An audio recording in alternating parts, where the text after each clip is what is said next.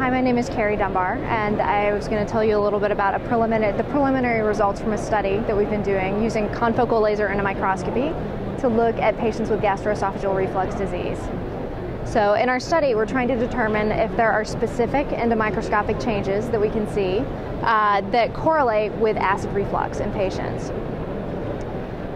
So we use the confocal laser endomicroscopy system made by Pentax, which is a built-in, looks like a regular endoscope and has a very small microscope in the tip of the endoscope.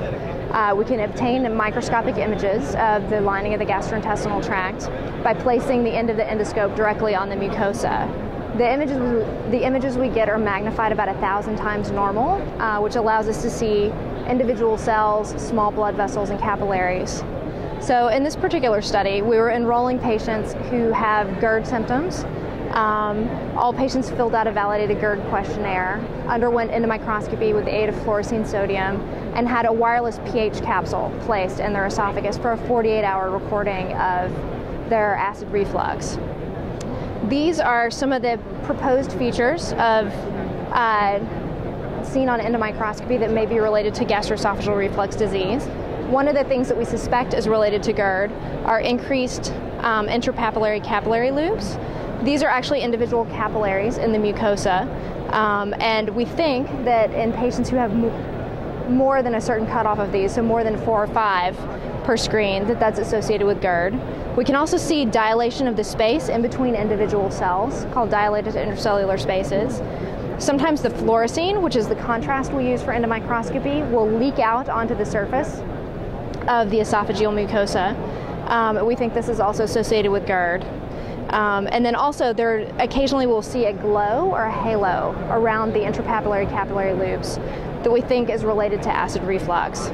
This is just a regular mucosal biopsy stained with hematoxylin and eosin, and you can actually see this is a patient with GERD, and they also have dilated intracellular spaces. So a lot of these proposed features are actually things out of the pathology literature.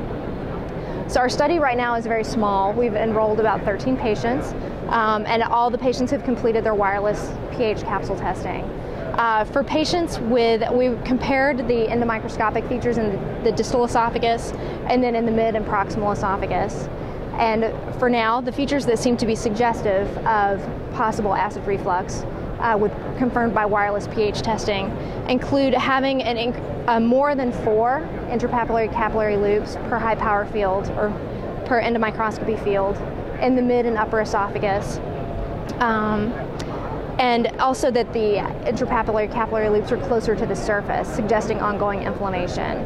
In patients who do not have documented acid reflux, the intrapapillary capillary loops seem to be much lower underneath the surface of the squamous mucosa.